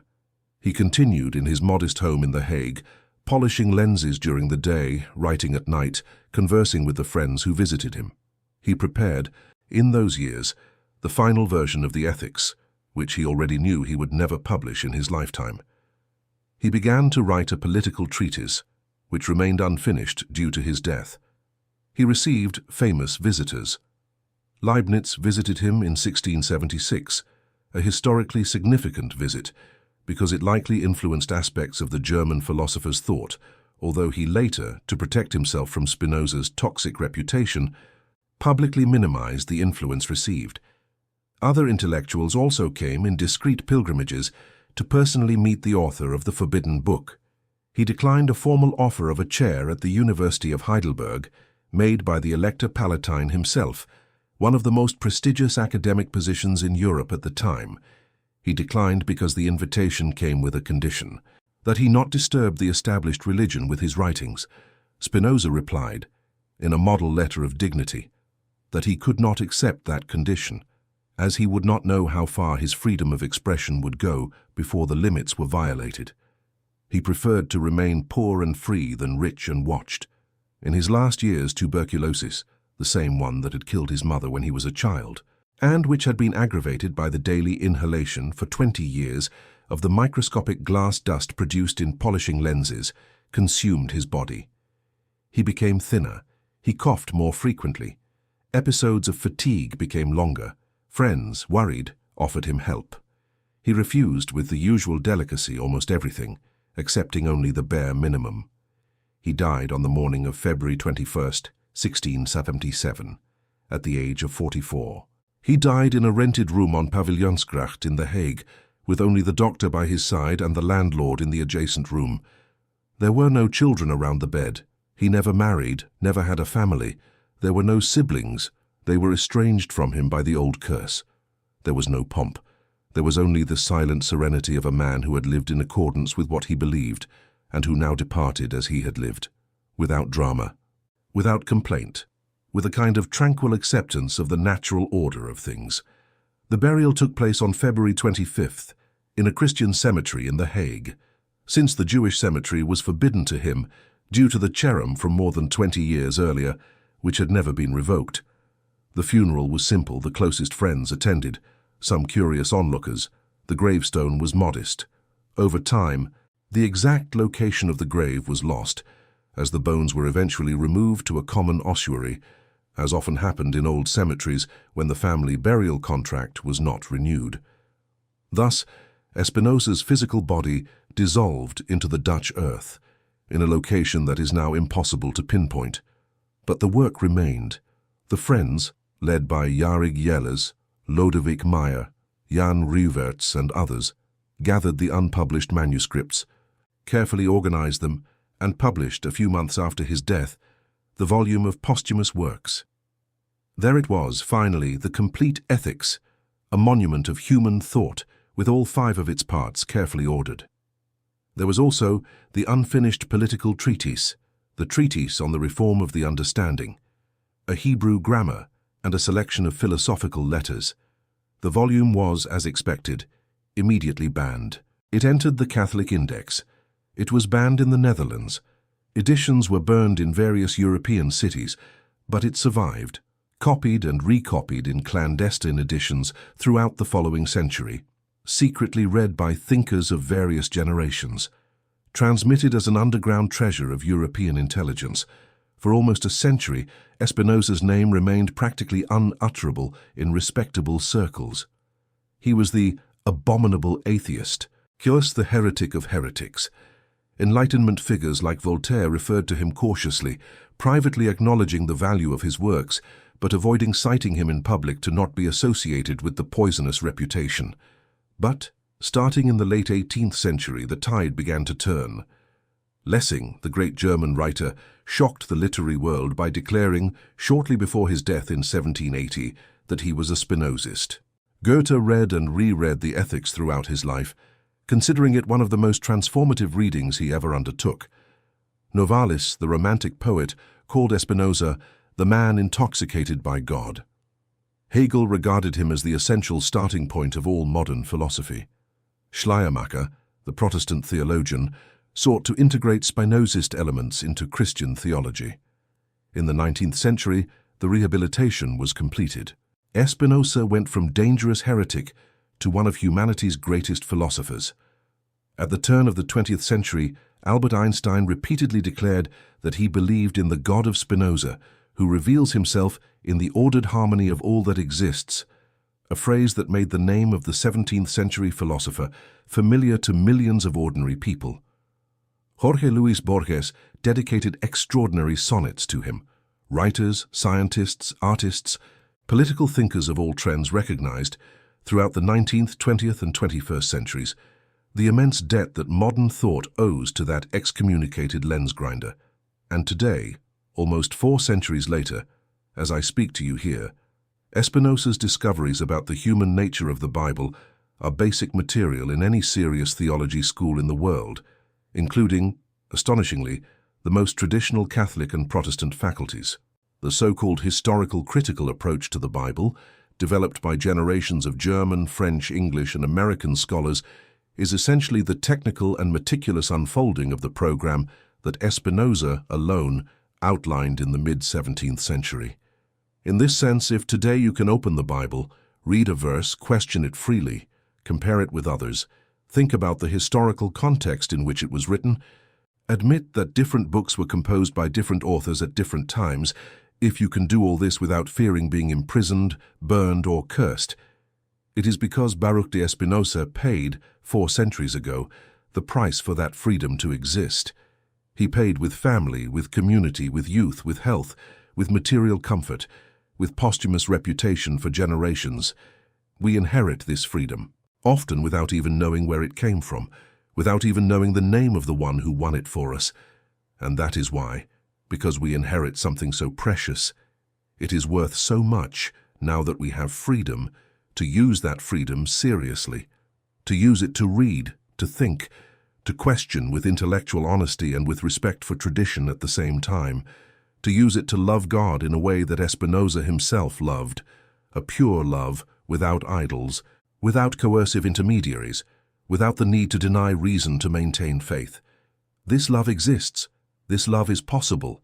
This love is the deepest soul of Spinozist thought, and it is in the space of this love, where faith and reason finally stop fighting, where the Bible can be deeply respected without being idolized, where God appears greater than any book, that our journey will continue.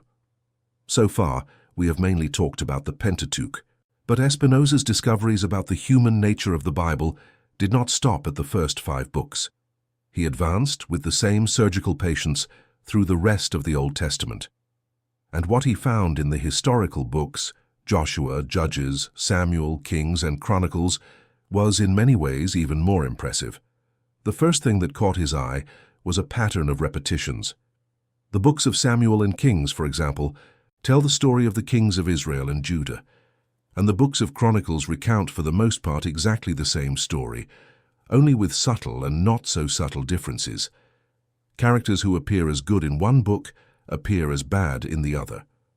Facts reported one way in one text are reported another way in the other. Different emphases, strategic omissions, additional details in one that are not in the other. Spinoza looked at this and realized something crucial. The Chronicles are not, as is sometimes taught, a simple complement to the books of Samuel and Kings. They are a rewriting of those books, a rewriting done at another time with different concerns for another audience. A rewriting that revises the old narrative in light of more recent interests, probably the interests of the priestly caste of Jerusalem in the post-exilic period.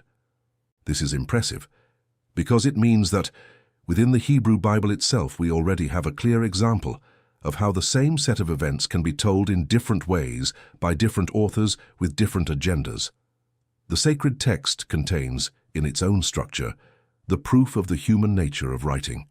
Another important discovery in these historical books concerned the sources mentioned within the text itself. Several times, the books of Kings and Chronicles say things like, "The rest of the acts of so-and-so are written in the book of the Chronicles of the Kings of Israel," or "in the book of the Chronicles of the Kings of Judah." In other words, the text itself admits that there were other earlier books, documentary sources, that the author consulted to assemble his narrative. Spinoza highlighted this information with enthusiasm, because it reveals, within the sacred text itself, the methodology of composition.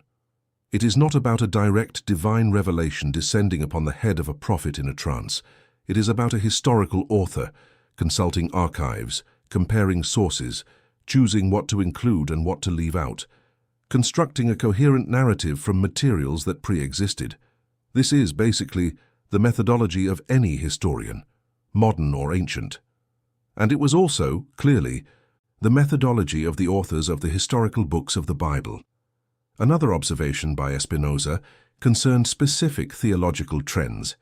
He noticed that the books of Kings had a clear inclination to judge the northern kings, those of Israel, as bad, and the southern kings, those of Judah, especially those of the Davidic lineage, as good, or at least as less bad. This bias is not neutral. It reveals the perspective of an author who, at the time of composition, had a clear ideological preference for the southern tradition, linked to the Temple of Jerusalem and the Davidic dynasty. Who would have this interest? Probably someone connected to the priestly circles of Jerusalem in the period after the destruction of the northern kingdom by the Assyrians. Someone who looked back and reread history from the perspective of the victor. Spinoza, in cataloguing these biases, did not want to discredit the texts. He merely wanted to show that they are what any human historical work is: partial, contextualized, guided by specific concerns of the author and his time. Reading the historical Bible without awareness of these biases is to be deceived by its apparent neutrality. It is to take as the voice of God something that is, in fact, the voice of a specific human group, speaking in God's name.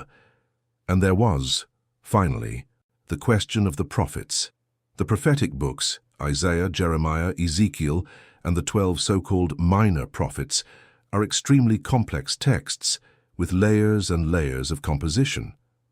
Spinoza noted, and here he was anticipating discoveries that would only be systematically made centuries later, that the very book of Isaiah seemed to have at least two distinct parts. A first part, with historical and linguistic characteristics compatible with the prophet Isaiah of the 8th century BC. A second part, which begins in chapter 40, with very different characteristics, including mentioning by name the Persian king Cyrus, who would only rule nearly 2 centuries after the death of the historical Isaiah. How can a prophet mention by name a king who would only live 2 centuries after him? Either it is an absolutely specific miracle, almost unique in the Bible, or it is an indication that this second part of the book was written by another author at another time, most likely during or shortly after the Babylonian exile, when Cyrus effectively liberated the Jews. The most economical and logical hypothesis for Spinoza was the second, and this opened up a world, because if Isaiah has multiple authors, why not Jeremiah? Why not the other prophets? Why not practically all the books of the Old Testament? The honest answer is almost all do in fact have multiple authorial layers, and recognizing this is the beginning of any serious reading. Now let's talk about the New Testament. Because Spinoza, although he was of Jewish origin and dedicated most of his critical attention to the Hebrew Scriptures, also applied his method to Christian texts, and the conclusions he reached were equally uncomfortable for his Christian readers. The first discovery had to do with the Gospels themselves. Christian tradition attributes, as you know, each Gospel to a specific author: Matthew, Mark, Luke, and John. The popular image is of 4 direct or almost direct witnesses to the events of Jesus' life, each writing independently, corroborating one another through the agreement of facts. Spinoza looked at the texts and noticed several problems with this image. First problem, the Gospels are not independent testimonies. When compared in parallel, Matthew, Mark, and Luke, the so-called synoptics, contain enormous passages that are almost identical, word for word. This is not what happens when 3 people independently report the same events. It is what happens when there is direct literary dependence. One text copies from another, or 2 texts copy from a common source. Modern studies have widely confirmed this, and the dominant hypothesis today is that Mark was written first, and that Matthew and Luke used Mark as a basis, adding their own material. But Spinoza had already perceived the essence of this problem in the 17th century. Second problem, the Gospel of John is radically different from the 3 synoptics. While the synoptics present a Jesus who mainly teaches in parables, who speaks about the kingdom of God, and whose statements about his own divine identity are relatively discreet, the Gospel of John presents a Jesus who makes long theological speeches, who repeatedly and explicitly affirms his divine identity, who speaks in much more philosophical terms. The 2 images of Jesus, the synoptic and the Johannine, are so different that they cannot be easily reconciled. They are, clearly, 2 distinct literary constructions made at different times, for different audiences, with different theological emphases. Third problem, dating. Spinoza and the critics who followed him realized that the Gospels, even if they contain ancient traditions, in their current written form were composed between 30 and 70 years after the death of Jesus. Mark, the oldest, probably around 70 AD, Matthew and Luke, in the 80s and 90s, John, possibly until the early 2nd century. This means that, between the narrated events and the composition of the texts, a time of 1 or 2 generations passed, enough time for oral traditions to transform, adapt to the different contexts of the early Christian communities, incorporate new elements and lose others. It is not to claim that the Gospels are inventions without historical basis. Many elements in them likely trace back to the real memory of Jesus and his followers, but it is to recognize that the final form of the texts is the product of a process of oral and then written transmission within human communities with their own lives, interests and debates. Another important discovery concerned the epistles. The Pauline corpus, the letters attributed to the Apostle Paul, is, in fact, a heterogeneous collection. Some of these letters are, with high probability, genuinely from Paul. Romans, the 2 to the Corinthians, Galatians, Philippians, 1 to the Thessalonians, Philemon.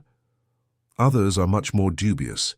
Ephesians, Colossians, 2 to the Thessalonians, and especially the so-called pastoral letters, 1 and 2 to Timothy and Titus, which by style, vocabulary, theology, and implicit historical context seem very likely to have been written after Paul's death, by disciples or admirers who wrote in the Master's name.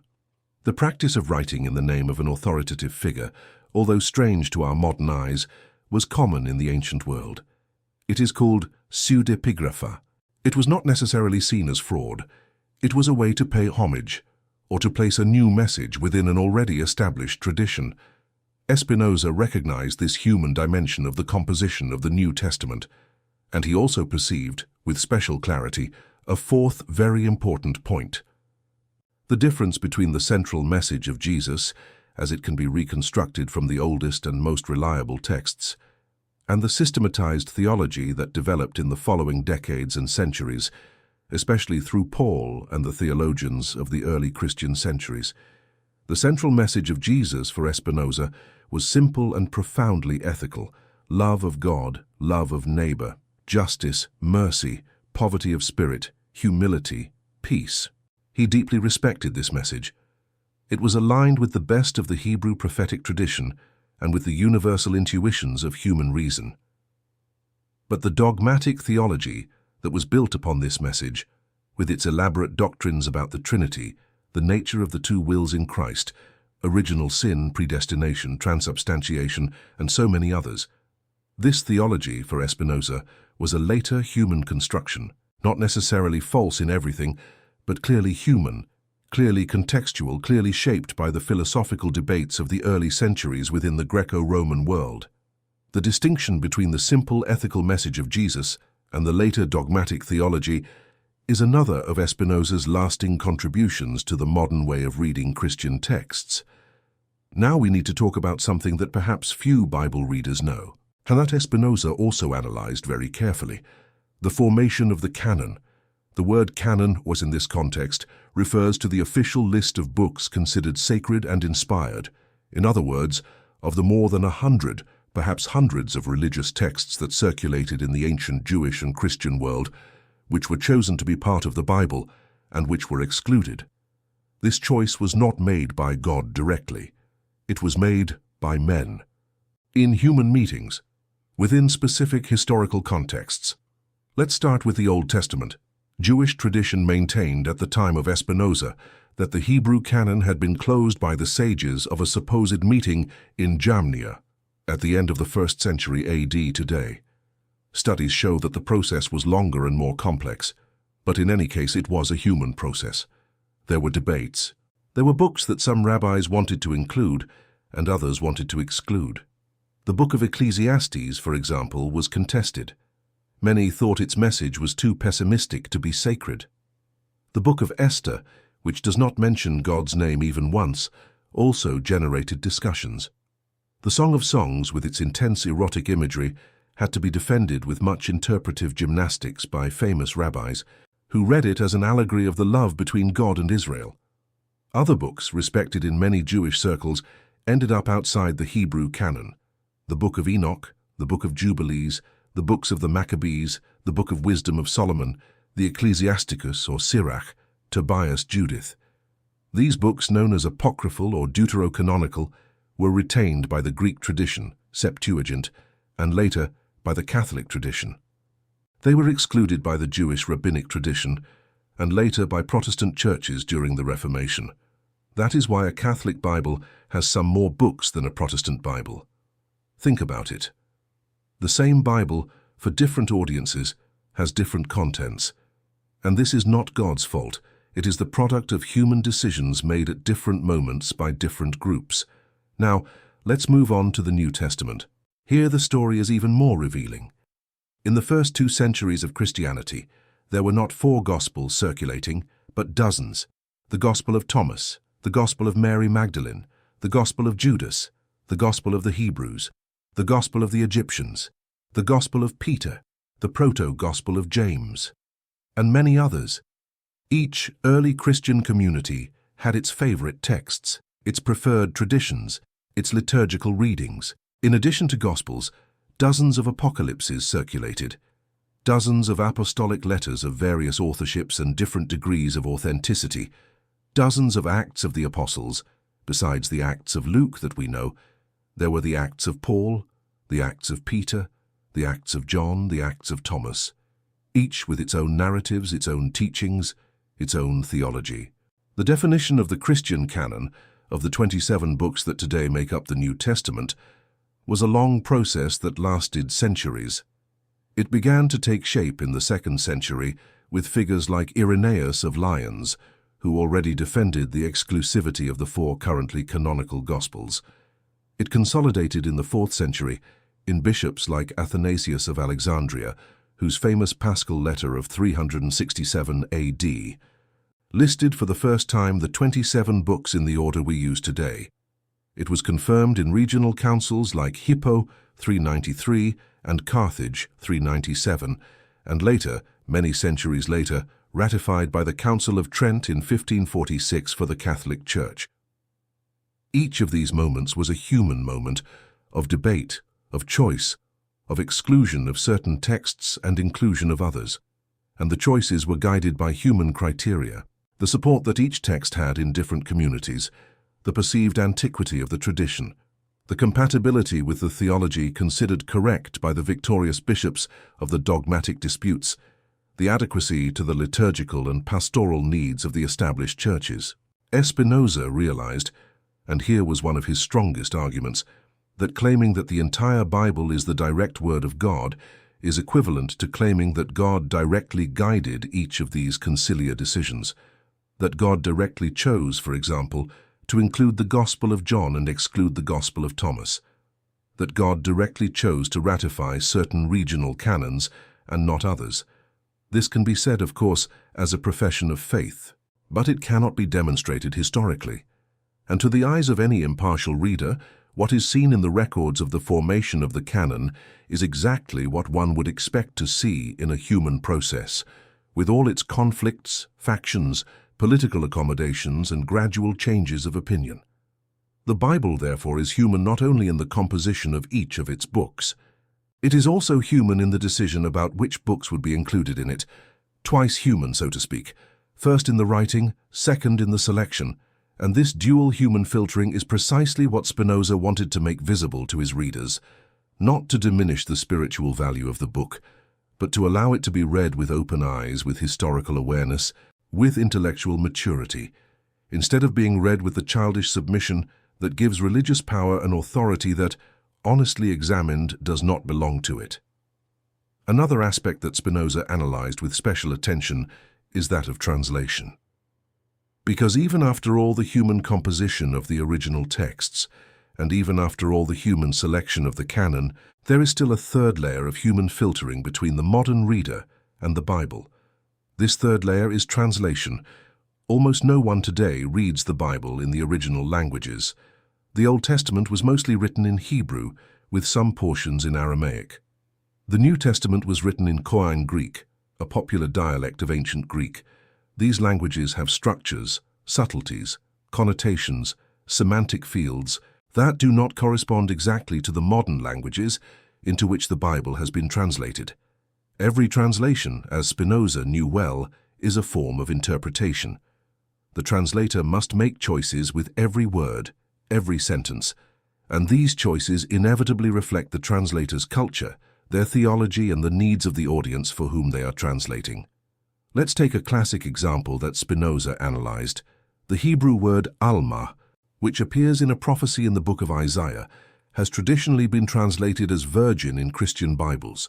The passage is famous. "Behold, the virgin shall conceive and bear a son, and shall call his name Emmanuel." In the Christian context, this verse has been read as a messianic prophecy of the virgin birth of Jesus. However, alma in Hebrew does not specifically mean virgin. It means young woman, or woman of marriageable age. Hebrew has another word, betula, which specifically means virgin. If the prophet wanted to say virgin, he would have used betula. He used alma. Therefore, in the original sense, the passage simply said, "Behold, the young woman shall conceive and bear a son." The translation as virgin came from the Septuagint, the Greek translation of the Old Testament made by Hellenistic Jews in Alexandria in the 3rd century BCE. The translators chose the Greek word parthenos, which can mean virgin, but also young woman. Over time, the more specific meaning prevailed, and the Christian authors of the New Testament, reading the Septuagint, interpreted the word in the strict sense, and built an entire theology of the virgin birth upon it. This is an example of the kind of thing Spinoza wanted to show. A translation decision made by a specific group at a specific time with certain theological intentions ended up generating a dogmatic doctrine that billions of people, centuries later, treat as if it were literal and undeniable. Another example is the Hebrew word ruach, usually translated as spirit. Ruach can mean wind, breath, vitality, spirit, depending on the context. The choice of spirit in specific passages, such as the famous beginning of Genesis, the Spirit of God was hovering over the waters, has profound theological consequences. If we translate it as a wind of God stirred the waters, the image becomes much more natural, more cosmic, less personalized. Both translations are grammatically correct, but they produce very different readings. Multiply these examples by thousands, because it is this way, word by word, expression by expression, that biblical translations throughout history have been shaped by theological preferences, pastoral concerns, dogmatic fears, and political worries. The famous translation of the Vulgate, made by St. Jerome in the 4th century into Latin, has dozens of passages where the translator's choices are clearly informed by the established Christian theology of the time. Luther's translation into German in the 16th century introduced innovations that favored Protestant theology, such as the famous addition of the word only, a line, in Paul's phrase justified by faith, generating justified only by faith, a phrase that is not in the original Greek but became a motto of the Reformation. The King James Bible translation of the 17th century reflected the sensibilities of the Anglican Church and the political tensions of the reign of James III. Each major translation is thus a monument to the reading that a particular community, at a particular moment, made of the text. Translations are not transparent windows onto the original. They are stained glass. They bring light, but colored light nuanced by the colors of the translational context. This means, and this is the practical consequence for anyone who wants to read the Bible with honesty, that the modern reader needs a certain humility. They need to recognize that the text they have in their hands, in Portuguese, in English, in Spanish, is the result of multiple layers of transmission. They need, when possible, to consult more than one translation. They need, in important passages, to check footnotes that indicate variants, ambiguities, alternative choices. They need, ideally, to take an interest, at least from afar, in the original languages, not to become an expert, but to be aware that there is something behind the translated text. This attitude of humility before translation, recommended by Spinoza as early as the 17th century, is now widely accepted by serious biblical scholars. Even in confessional circles, both Catholic and Protestant, it is recognized that every translation is an approximation, never an exact substitution for the original. and it is recognized that the mature reader needs more than one tool to approach the texts seriously. This is the third human filter, added to the other two: human composition, human selection, human translation. Three mediations, one on top of the other, between the reader and what is imagined to be the pure word. Knowing this is not a reason for discouragement. It is a reason for maturity, for a maturity that, instead of discouraging the search for the divine, makes it clearer, more sophisticated, more deeply respectful of the real complexity of the world. There is still a fourth layer of human filtering that Spinoza identified, and which is perhaps the most disturbing of all: the layer of political interests embedded in the text. Many passages of the Bible, analyzed in their historical context, reveal themselves less as timeless spiritual revelation and more as specific political instruments of a specific time. Let's take a few examples. The book of Joshua, which describes the conquest of Canaan by the Hebrews, is full of descriptions of wars supposedly ordered by God, including the so-called cherem, the total extermination of the conquered populations, men, women, and children. These passages have always troubled sensitive readers. How to reconcile a God of love with orders for systematic genocide? A historical critical reading suggests that these texts were probably composed or definitively edited in periods much later than the events they describe, in some cases during the late monarchy, in others during or after the exile. The purpose was not primarily to record an accurate history.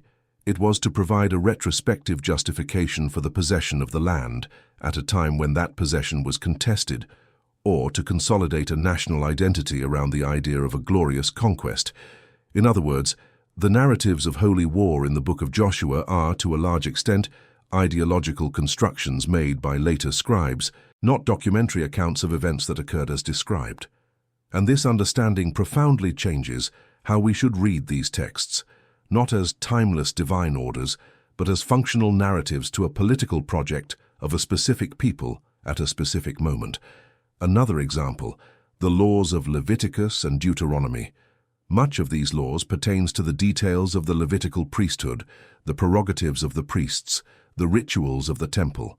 They establish with extraordinary detail what each priestly caste can do, what each offering generates for the priests, what material and symbolic privileges the priests receive. It is difficult to read these passages without realizing that, beyond any spiritual dimensions, they also function as class legislation. Legislation written probably by the priests themselves or by scribes under their supervision to legitimize and preserve their material interests. This does not invalidate the spiritual value of these laws, but it forces us to read with dual awareness. There is a religious content, and there is also a social and economic content. One more example, the narratives of the Davidic dynasty. The books of Samuel and Kings tell the story of David as the story of a hero chosen by God, whose reign is the ideal model of monarchy. But read closely. These texts also contain extraordinarily embarrassing episodes for David: the adultery with Bathsheba, the orchestrated murder of Uriah, the family rebellions, the violence among his own children. These episodes seem to contradict the idea of a divinely favored dynasty. One possible explanation is that these compromising episodes were preserved because they were too well known to be suppressed, and because, when narrated with some degree of criticism, they lent legitimacy to the text as a whole, as if to say, we are not hiding the mistakes, therefore our praises of David are more trustworthy. But another, more cynical explanation is that the final narratives were composed by scribes of the Davidic lineage to legitimize that lineage's right to govern Judah, and that the embarrassing episodes were included in ways that, in the end, reinforced the divine legitimacy of the dynasty. God, even punishing the mistakes, maintains the dynastic promise. In any case, what Spinoza highlighted is that the historical books of the Bible are not neutral accounts. They are narratives that serve the interests of certain elites at certain times. And this is not a scandal. It is just what all ancient literature is. But reading these narratives without awareness of their ideological character is to be used by the ancient interests of people long dead. Spinoza went further. He argued that the political use of the Bible was not restricted to the original authors. It continued in later interpretations. Each era, each power, each institutional religion has read the Bible in a way that finds justifications for what it already wanted to do. When European absolutist kings wanted to justify their power, they found passages in the Bible that spoke of the obedience owed to rulers, "Render unto Caesar what is Caesar's," and began to cite them intensively. When slave owners wanted to justify slavery, they found in the ancient narratives, and especially in certain letters of the New Testament, recommendations to slaves to obey their masters, and used these passages as theology to support the slave system. When inquisitors wanted to justify the persecution of heretics, they found in the narratives of Joshua, in the laws of Deuteronomy, in the letters to the Corinthians, passages that could be mobilized to defend the extermination of dissenters, and so on. Each era recruited the Bible for its own wars. Each power selected from the sacred texts what served it and ignored what did not serve it. The critical awareness that Spinoza proposed is the best antidote against this instrumentalization.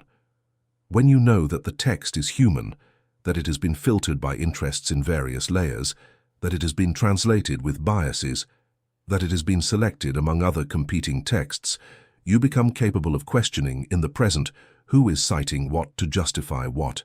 This is the other face of Spinoza's liberation. It is not just liberation from blind submission to the text. It is also liberation from the powers that for centuries have used the text as an instrument of domination. And this liberation, when complete, produces a human being who can no longer be deceived. A human being who reads the Bible, or any other sacred scripture from any tradition, with the respect due to a cultural monument, but with the critical eye due to any human historical document. This human being does not lose religion. On the contrary, they find a deeper, more mature religion, more connected to the real divine rather than the divine portrayed by the scribes. And it is exactly this matured religion that Spinoza invites us to discover. We have reached the end of our journey, or at least the end of this stage. With Baruch Spinoza, from childhood in Amsterdam to excommunication, from exile in Rijnsburg to the anonymous publication of the forbidden treaties, from discoveries about the authorship of the Pentateuch to the analysis of the Gospels, from layers of translation to layers of political use of the texts, it is time to gather the fruits.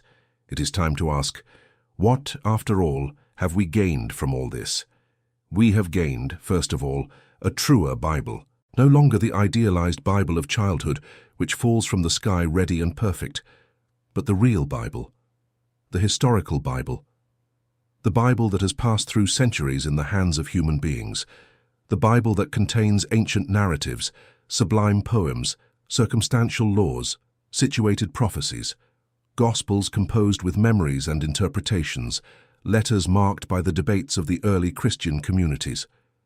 This Bible is richer than the idealized Bible because it carries within it the living texture of humanity. It is not less interesting for being human. It is more interesting. Every contradiction we find, every layer we identify, every distinct voice we hear is a window into the human experience of the sacred over millennia. We have gained, secondly, a more mature relationship with God, no longer the childish relationship, in which God is an authoritarian figure above us, with specific instructions written in a book that we need to memorize, but an adult relationship in which God is something infinitely greater than any book could contain. God is the substance of the universe. God is the order of things. God is the eternal law that makes the stars spin and the flowers bloom and the hearts beat. God is life in its most essential form. And this God is everywhere, all the time available to anyone who wants to connect with him. Not through exclusive rituals, not through institutional mediations charged, not through specific texts controlled by castes of specialists. Available through the attentive contemplation of nature, through genuine love for others, through the silence that allows the human being to feel the pulse of the whole. We have gained, thirdly, intellectual freedom. The freedom to read without fear, to think without censorship, to ask questions that no one could ask out loud in past centuries without risking their life. This freedom, which we today take for granted, was won at great cost by men and women like Spinoza. Using it well is the best way to honor their sacrifice. We have gained, fourthly, a more solid ethics, an ethics that does not depend on dogmatic rules interpreted by authorities, but that springs from the rational understanding of what makes the human being flourish. The Spinozan ethics, developed in the Ethics, that work he did not want to publish in his lifetime, is an ethics of joy, understanding, freedom, an ethics that teaches that virtue is power, that wisdom is joy, that loving the other is growing with them, that understanding is better than condemning. This ethics, separated from the literal codes of the Bible, but respectful of the best of the religious tradition, is one of Spinoza's great contributions to the moral thought of humanity. We have gained, fifthly, a true spirituality. Spinozan spirituality is not atheism, as his detractors claimed. It is, on the contrary, a profound mysticism. Spinoza speaks of the intellectual love of God, amor de intellectualis, as the highest point to which a human being can reach. This love is the conscious union of the individual with the totality of being. It is the rare and precious experience of realizing that we are part of something infinite, and that this participation is, in itself, the highest happiness possible. Einstein, when he said, "I believe in the God of Spinoza," was speaking precisely of this experience, the experience of feeling the mathematical harmony of the cosmos as something sacred, the experience of realizing that the laws of nature are a direct manifestation of the divine mind, the experience of feeling small and gigantic at the same time when contemplating the order of the stars and atoms. This spirituality does not need a temple. It does not need clergy. It does not need mandatory ritual. It can coexist peacefully with temples, clergy, and rituals for those who choose them, but does not depend on them. It is available to every human being who has eyes to see and a heart to feel. For all this, dear friend who has come with me this far, I ask you one last thing before we close this stage. Was it worth it? Was it worth walking through these 14 stages, facing the discomfort of some discoveries, giving up some old certainties, considering perspectives that might challenge what you learned in childhood? If your answer is yes, I consider myself immensely rewarded, because the goal was never to make you lose faith, nor to give you ready answers to replace the ones you had. The goal was to accompany you on a path of maturation, a path where faith, if it remains stronger because it is free, where reason, when exercised, does not destroy the sacred, but purifies it, where God, when stripped of his fantasies, appears greater than he ever seemed when covered by them. Baruch Spinoza died in 1677, at the age of 44, in a modest room in The Hague. Alone, poor, still officially cursed by his native community, he died without knowing that 4 centuries later, a video would gather thousands of people who, upon hearing his story, would feel transformed. But he did not need to know. He had already done what he needed to do. He had already polished, with the same patience with which he polished his lenses, the truths that humanity needed to see. He had already given the world a gift that would take centuries to be fully accepted, but that, once accepted, would change everything. And now, as I conclude this series, I leave you with a thought that, in my view, summarizes the Spinozan spirit in a short phrase: do not be afraid to lose the small God, because in losing him, you will find the great God.